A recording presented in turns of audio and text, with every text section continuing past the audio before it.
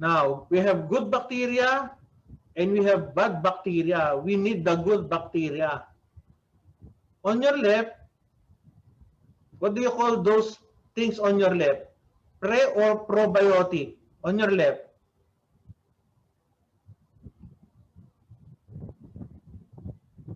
Okay? On your left is prebiotic. On your right, probiotics. Probiotics are foods rich with good bacteria. And if you have good bacteria inside your colon, they will be healthier, they will divide or propagate if they have prebiotics. And what are these prebiotics? Prebiotics are mainly vegetables and fruits. Now, did you know that this is a, ano to? It contains good bacteria. Yeah, kimchi, my favorite. This is also my favorite food, kimchi. Although if you will give me one jar, I cannot finish it off. Normally, probably 3 up to 4 teaspoonful. Kimchi is very healthy because it contains very good bacteria. If you're in the grocery of someone sells you kimchi, buy.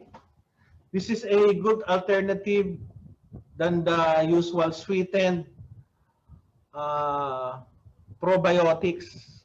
Yeah, we do it homemade from Trish Lopez. Congrats. I don't know how to.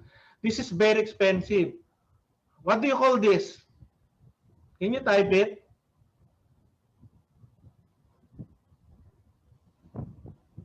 What are those? Yeah, pickled vegetables. This is also very, very healthy. Why? It contains very good bacteria.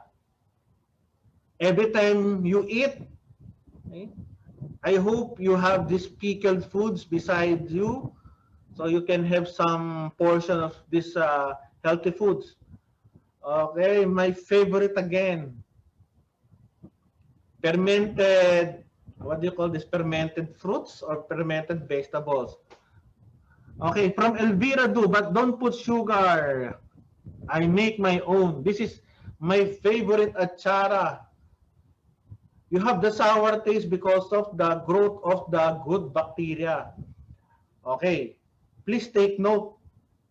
I have seen achara prepared unhygienically. So please, if you can do or prepare this at home, do it. Don't buy from the market, especially in plastic. It might contain more harmful bacteria than the bad. It might contain more harm bacteria than the good bacteria. What's this? What do you call this in Tagalog? Yes, kesong puti. Tofu. Okay, this is kesong puti. It was prepared using very good bacteria, but the problem with kesong puti, they cook it. Therefore, they pasteurize the kesong puti. Therefore, the good bacteria are killed. So probably you'll just eat kesong puti for the sake of the calcium. Okay? But it has no bacteria anymore. Unless the hands of the one who prepared is dirty, therefore you can also have this bacteria. What's this? Any guess? Buko. It is probiotic. Taho. I don't know if you have eaten this. Balaod-balao. It contains shrimp, I think, with rice, and they let the ingredients ferment, and you will eat it as a parang sansawan. Any one of you who have eaten balaw-balaw? Balaw-balaw. Okay. This is fermented rice with fermented shrimp. Good bacteria rin, prebiotic. This can be bought here in the Philippines.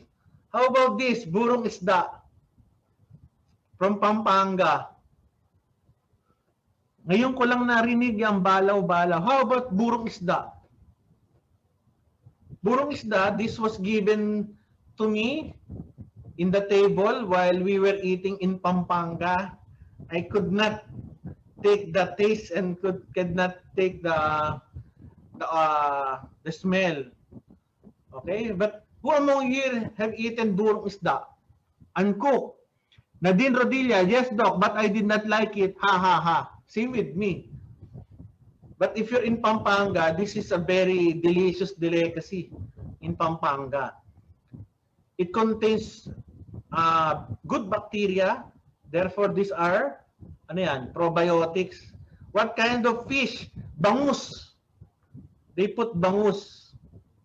And they let the bangus disintegrate using the bacteria. Now, boneless bagoong is also a good probiotic. But as a doctor, I do not eat it uncooked. Because I don't know, I'm still afraid that it might contain amoebic cysts or amoeba microorganisms. Who among you here have eaten boneless bangus uncooked? Wow, uncooked? Okay, I only eat this if cooked. Therefore, I kill the bacteria. But my parents, some of my relatives, they eat this uncooked. Scary to eat. Kilawin. Okay, kilawin. But I like that especially in eggplant. Sushi. Sushi, according to Elmira Roque, sushi is a raw food, but the problem with sushi is this. There might be some problem with preparation of the fish. Why? You might ingest worms from the fish, tapeworms.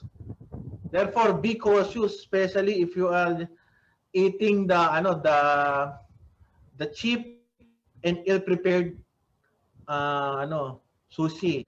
Now, who likes blue cheese? Can you put your hands up if you like blue cheese? Please say yes. Please say yes. Put in yes. Yay! You're like me. I like blue cheese. When I eat in the hotel, I eat this because this is very expensive.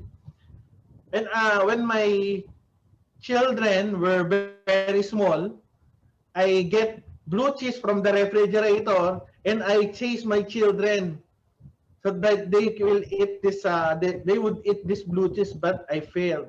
They would not eat blue cheese, but for me, it is a very healthy food. And you know why it's blue? It's because of the fungi amag living inside the cheese. And this amag or this fungi is what we call the penicillium fungus. This fungus is the origin of the antibiotic penicillin. So don't be worried. If you eat blue cheese, you will not die. This is a very delicious food.